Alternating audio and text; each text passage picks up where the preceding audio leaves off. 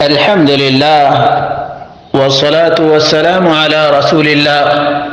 قال الله تعالى: وما خلقت الجن والإنس إلا ليعبدون.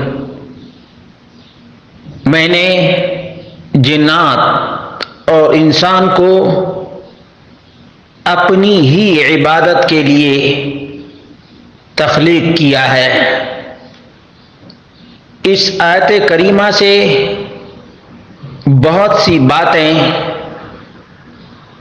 اجاگر ہوتی ہیں، لیکن جو اہم ترین بات پیش کرنی ہے وہ یہ ہے کہ جس طرح اللہ رب العالمین نے انسان کو اور دیگر مخلوقات کو کریٹ کیا ہے، تخلیق کیا ہے، پیدا کیا ہے، اسی طرح سے اللہ رب العالمین نے جنات کو بھی تخلیق کیا ہے، کریٹ کیا ہے، پیدا کیا ہے، اور اس کے بہت سے حوالہ جات قرآن کریم اور احادیث مصطفیٰ صلی اللہ علیہ وسلم میں موجود ہیں. اس وقت جو بیان کرنا چاہتا ہوں وہ یہ ہے کہ اللہ رب العالمین نے جنات کی قسمیں تخلیق کی ہے. ابو ثعلبہ الخشنی بیان کرتے ہیں کہ رسول مکرم صلی اللہ علیہ وسلم نے فرمایا: الجن علی ثلاثہ، جنات کی 3 قسمیں ہیں. فثلث لهم اجنحة يطيرون بها في الهواء، ایک قسم ایسے جنات کی ہے جس کے پر ہیں اور ہوا میں یہ اڑتے ہیں. وثلث حیات وکلاب، اور 1/3 سانپوں اور کتوں کی شکل میں ہیں. وثلث یحلون ویضعنون، اور 1/3 حصہ یہ اقامت گزین ہوتے ہیں اور سفر بھی کرتے ہیں، یعنی آتے جاتے چلتے پھرتے رہتے بستے ہیں. یہ طبرانی میں 573 نمبر کی روایت ہے. ابن حبان میں 6156 ہے. مستدرک حاکم جلد نمبر 2 صفحہ نمبر 495 ہے. اور انہوں نے کہا تھا حدیث صحیح الاسناد ولم یخرجہ، یہ حدیث صحیح الاسناد ہے، بخاری مسلم کے اندر یہ روایت موجود نہیں ہے. علامہ ذہبی نے موافقت کی ہے. وقال الہیثمی فی مجمع الزوائد جلد نمبر 8 صفحہ نمبر 139: رواه الطبراني ورجاله وثقوا وفي بعضهم خلاف. وقال ابن عبد البر فی الاستذکار جلد نمبر 7 صفحہ نمبر 536: اسنادہ جید رواته ائمۃ ثقات. اس روایت کے راوی سب ائمہ اور ثقات ہیں.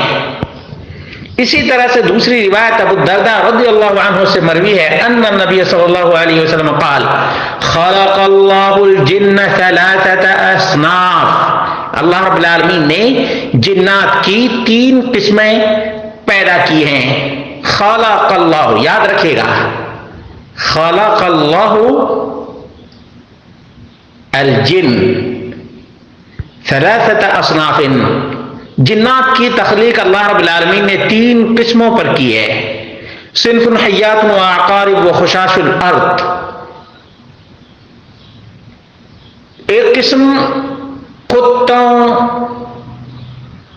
اور بچھو، سانپ وغیرہ کی شکل میں. وصنف کالریح فی الہوا، اور ایک قسم جنات کی ہوا میں اڑنے والی ہے. وصنف کبنی آدم، اور ایک قسم انسانوں کی طرح ہے. علیہم الحساب والعقاب، ان کا حساب ہوگا، ان کو عذاب دیا جائے گا. یہ روایت حکیم ترمذی نے نوادر الاصول جلد نمبر 1 صفحہ نمبر 205 پر، ابو الشیخ نے العظمہ جلد نمبر 5 5 صفحہ نمبر 1639 پر، روایت نمبر 1811 ابن ابی دنیا نے الہواتف میں 156 پر ذکر کیا ہے۔ ابن حبان نے مجروحین جلد نمبر 2 صفحہ نمبر 458 پر کہا ہے فیہ یزید بن سنان یخطئ کثیرا حتی یروی عن ثقات ما لا یشبہ حدیث الاثبات لا یعجبنی الاحتجاج بخبرہ۔ قال الذهبی فی میزان اعتدال جلد نمبر 4 صفحہ نمبر 428 فیہ یزید بن سنان ذکرہ ومن جرحہ۔ اس روایت میں کلام ہے، بہرحال پہلی روایت سے اس کو تقویت ملتی ہے۔ معلوم یہ ہوا کہ جنات کی تخلیق ایسے ہی ہوئی ہے جیسے انسانوں کی، اور جنات کی حقیقت ہے، جنات کا وجود ہے۔ بہت سے اپنے آپ کو بڑے عقل مند کہلانے والے جنات کو نہیں دیکھے، اسی وجہ سے انکار کر دیے۔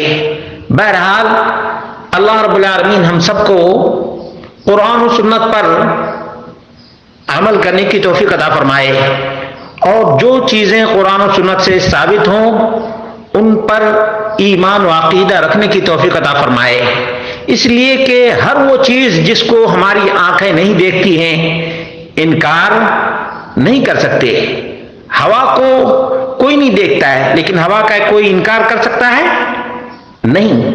اسی طرح سے بہت سی اشیاء جو ہماری آنکھوں سے اوجھل ہیں لیکن مسلمہ حقیقت ہیں، اس لیے حقائق کے سورس کو دیکھ کر یقین کرنا چاہیے۔ اگر ہماری رسائی نہ ہو تو اس کا مطلب یہ نہیں کہ اس کا وجود نہیں ہے۔